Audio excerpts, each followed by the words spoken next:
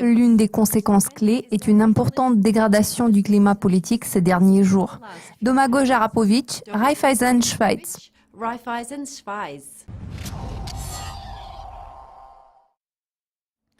Les décrets présidentiels les plus récents de Donald Trump, notamment en ce qui concerne l'immigration, ont eu un impact immédiat. Les mesures proposées par le président américain font l'objet des critiques sévères à la fois aux États-Unis et à l'étranger. La légalité de l'ordre exécutif a également été remise en cause, ce qui a abouti au licenciement du procureur général des États-Unis. Quelles sont les autres réactions et conséquences envisageables? Le décret présidentiel restera-t-il en vigueur à votre avis? L'une des conséquences clés est une importante dégradation du climat politique ces derniers jours. La situation s'annonce encore plus difficile au cours des prochaines semaines, voire des prochains mois.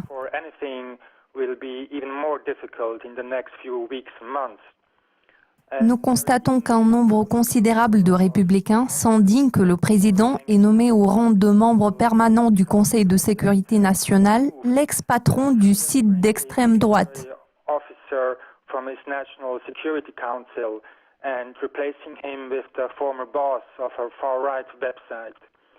Les marchés ainsi que de nombreuses entreprises sont préoccupés par le fait que l'accent soit mis sur les politiques sociales plutôt que sur les politiques économiques. Businesses are concerned that the focus now is more on social than on economic policy. En l'occurrence, nous n'entendons plus parler des dépenses d'infrastructures et des réductions d'impôts.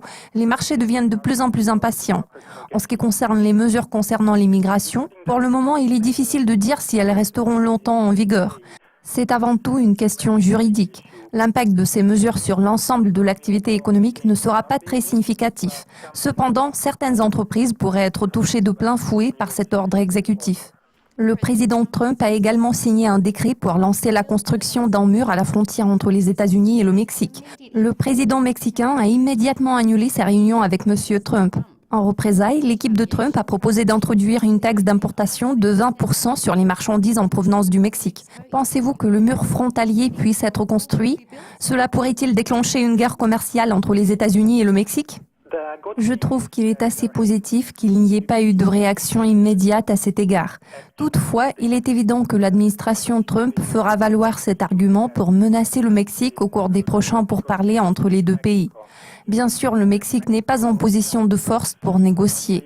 Le poids des exportations vers les États-Unis dans le PIB mexicain est énorme. D'autre part, il est vraiment difficile d'imaginer que le gouvernement mexicain puisse soutenir le projet du mur. Selon le scénario le plus plausible, les États-Unis finiront par financer la construction de ce mur avec l'argent des contribuables américains. Il est fort probable que les relations entre les États-Unis et le Mexique resteront très fragiles en allant de l'avant. Nous ne prévoyons pas d'escalade marquée des tensions car cela exercerait une incidence néfaste sur les deux économies en question.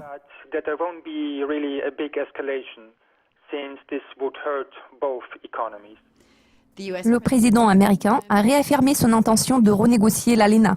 Bien que M. Trump n'ait pas précisé la façon dont il envisage de renégocier cet accord, que pouvez-vous dire sur les implications économiques des changements possibles et sur celles de l'éventuelle annulation de cet accord? Ce qui est intéressant, c'est de constater qu'il n'existe pratiquement pas de preuves que l'ALENA a causé d'importantes pertes d'emplois aux États-Unis au cours des 20 dernières années. Par conséquent, cela alimente les doutes quant à l'impact favorable de l'annulation de l'ALENA sur l'économie américaine. Je doute que cela puisse donner une forte impulsion au marché. En revanche, les conséquences négatives sont vraiment évidentes. Par exemple, les entreprises exportatrices en subiraient le contre-coup. Elles seraient contraintes de réduire leurs investissements. Les consommateurs devraient également en payer le prix car les importations deviendraient plus coûteuses. Dans l'ensemble, cela pourrait nuire fortement à l'économie américaine, mais les conséquences seraient encore plus graves pour le Mexique. Tous mes remerciements pour vos commentaires, Domagoj. Merci de votre attention. Restez à l'affût de nos mises à jour régulières pour être au courant de tout ce qui se passe dans le monde de la finance. À la prochaine.